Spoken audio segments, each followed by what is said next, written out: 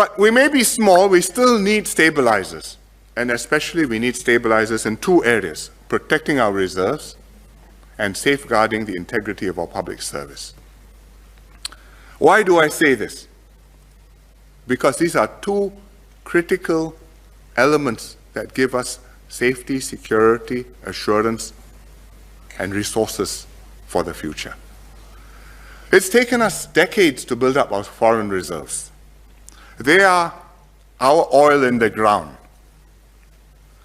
If we don't have a second key, and you happen to have a generous or profligate government, then one government can spend it all and bring you back to zero.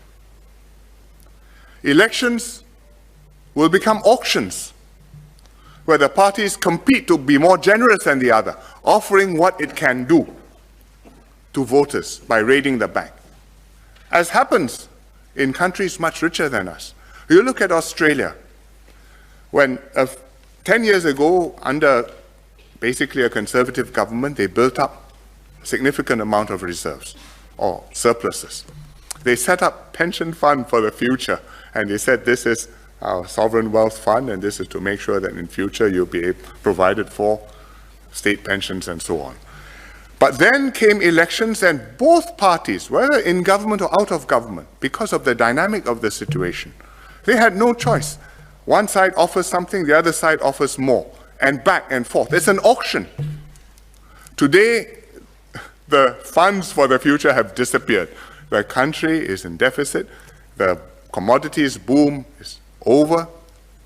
The budgets cannot be settled. They have to cut back spending. It's extremely contentious. We are back where they were, all within 10 years.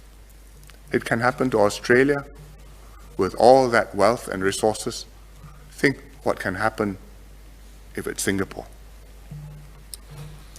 That's money. What about people? The whole of our excellence in government, competence, the performance of the country depends on the integrity and the ability of the individuals in the key posts in the public service.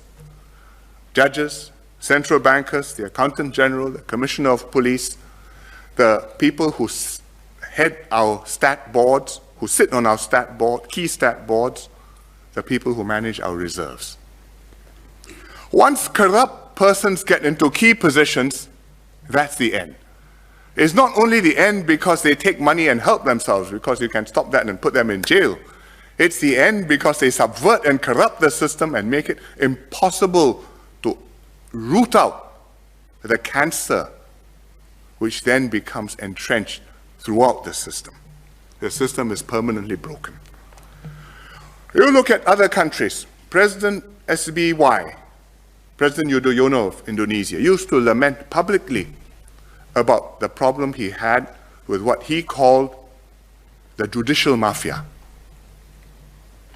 He doesn't mean the mafia on the streets. He means judges whom he could not trust for their integrity because they had become corrupt and they had become part of the problem.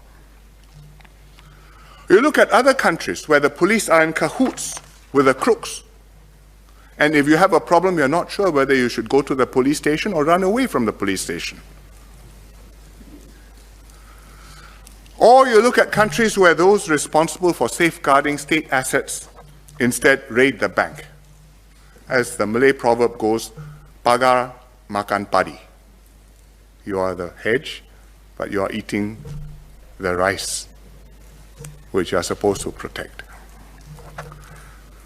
To prevent this, or at least to make this harder, this system needs a second key.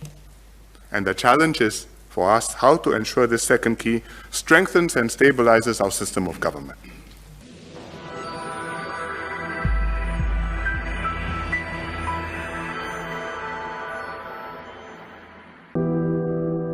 Join the change. From one Nigeria, the unity of the apple, to true federalism in the union of the orange.